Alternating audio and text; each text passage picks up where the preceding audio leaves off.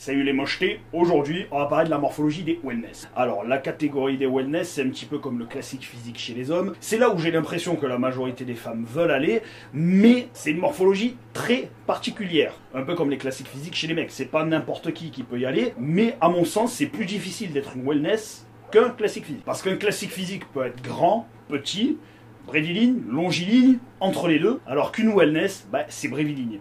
Et une grande bréviligne, je crois que j'en ai jamais vu. Alors que chez les mecs, ça peut se trouver, la preuve, Chris Bumstead est un grand bréviligne. Mais c'est très très rare. Alors, qui c'est qui peut aller dans la catégorie wellness ou qui peut ressembler à une wellness? Ce sont des femmes qui ont des bustes longs avec des jambes courtes. Alors très souvent c'est à taille égale, les jambes et le buste font la même taille, parce que si on a le buste qui est vraiment plus long que les jambes, là on se rapproche vraiment d'une morphologie de nain. Et de ce que j'ai pu en voir, une wellness fait rarement au-dessus d'1m70, c'est très rare. Donc maintenant qu'on sait qu'il faut un buste long avec des jambes courtes, il y a forcément deux possibilités. Soit on a les fémurs courts, soit on a les fémurs longs. Et à partir de là, à l'entraînement, les choses sont totalement différentes. Alors j'ai pris un mouvement de squat comme exemple parce que c'est le mouvement le plus pratiqué pour les jambes. Là il y a la barre et on voit que le centre de gravité est à peu près au milieu du fémur et donc plus proche de la hanche. L'angle de fermeture du genou est beaucoup plus important chez quelqu'un qui a un fémur court, donc les quadriceps seront beaucoup plus étirés. Contrairement à la chaîne postérieure, donc ischio et fessier, on voit que l'angle de fermeture est moins important, donc la chaîne postérieure sera moins étirée. Ce qui veut dire que dans la plupart des cas, on aura un point fort quadri, doublé d'un point fort ischio ou d'un point fort fessier, ça dépendra de la longueur des muscles. Et sur le cas d'un fémur long, on voit très bien que le buste est beaucoup plus penché, que le centre de gravité est beaucoup plus proche du genou. On voit aussi que l'angle d'ouverture du genou est beaucoup moins important, donc les quadriceps seront beaucoup moins étirés, mais l'angle de la hanche est beaucoup plus fermé, ce qui veut dire que la chaîne postérieure est beaucoup plus étirée. Et la plupart du temps, sur ce genre de morphologie, on a forcément un point fort fessier, dû à la biomécanique du mouvement, qui s'accompagne soit d'un point fort ischio, soit d'un point fort quadriceps. Ça peut arriver même sur des fémurs longs, parce que là il ne faut pas oublier que même si ce sont des fémurs longs, on reste sur quelqu'un qui est petit de taille, donc il y a potentiellement beaucoup plus de muscles que de tendons que sur une grande longiligne, parce que quelqu'un de grand, si on dit que c'est plus difficile à remplir,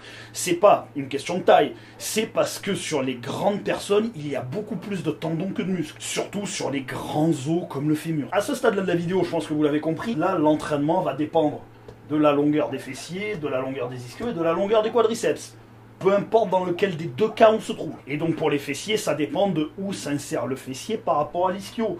Parce que sur un grand fémur par exemple, on peut très bien avoir un ischio qui est très long et forcément le fessier sera plus haut. Et à l'inverse, on peut avoir un ischio qui sera un peu moins long avec du tendon plus au niveau des fessiers et le fessier viendra recouvrir ça. Et si on se retrouve dans ce cas-là, l'entraînement des fessiers sera facile parce qu'on a déjà potentiellement des bons fessiers.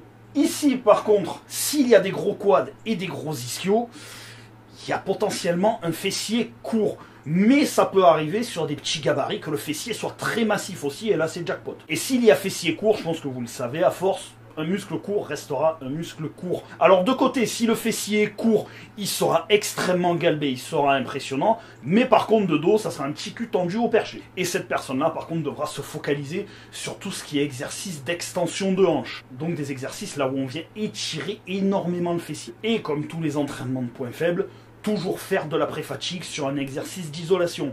Même si pour les fessiers, c'est difficile d'avoir un bon exercice d'isolation si vous n'avez pas, par exemple, de vraies machines kickback. Mais comme tous les muscles, même si c'est un point faible, à partir du moment où on développe sa sensibilité à congestionner ce muscle-là, au fur et à mesure, avec les années, le muscle deviendra de plus en plus sensible, même sur les mouvements polyarticulaires, et c'est là qu'il se développera vraiment. Alors, je vais pas tout vous dire non plus, parce que sinon, vous n'avez plus aucune raison de me contacter, soit pour une analyse morpho-anatomique, soit pour du coaching, tout est dans la description de la vidéo, mais je vais quand même vous donner des exercices qui marchent pour les deux morphologies pour les fessiers. Alors, pour le cas de quelqu'un qui a un long fémur, admettons qu'il y a eu un fessier court, kickback au câble ou kickback à la machine si jamais il y en a une dans la salle où vous vous entraînez, et après pour profiter pleinement de la fermeture de la hanche sur un mouvement de type squat, l'idéal pour moi c'est du squat bulgare à la barre guidée, parce que c'est beaucoup plus stable que aux haltères ou à la barre libre, et le but du squat bulgare à la barre guidée, c'est de garder le tibia le plus droit possible pour pouvoir étirer encore plus le fessier en descendant et bien sûr ne pas monter jusqu'en haut pour éviter de faire intervenir les quadriceps. Sur cette morphologie, le travail des fessiers, c'est un petit peu comme quand on a un point faible pec et un point fort triceps.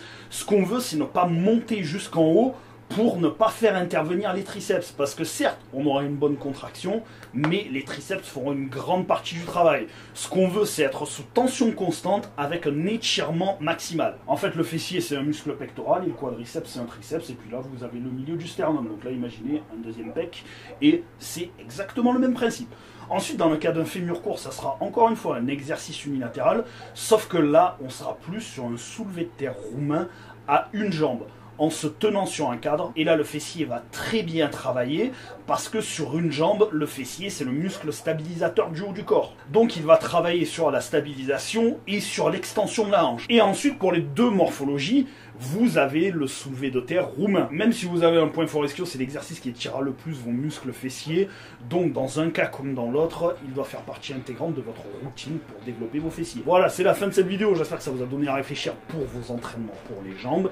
Et si jamais vous voulez vraiment quelque chose de personnalisé à 100%, contactez-moi, il y a tout ce qu'il faut dans la description de la vidéo. De partager parce que ça fait grossir les fessiers, mais surtout ne désespérez pas parce qu'un petit cul bien tendu, ça fait autant son effet qu'un gros boule qui chamboule, croyez-moi. Et je vous dis à bientôt pour une prochaine vidéo. Ciao.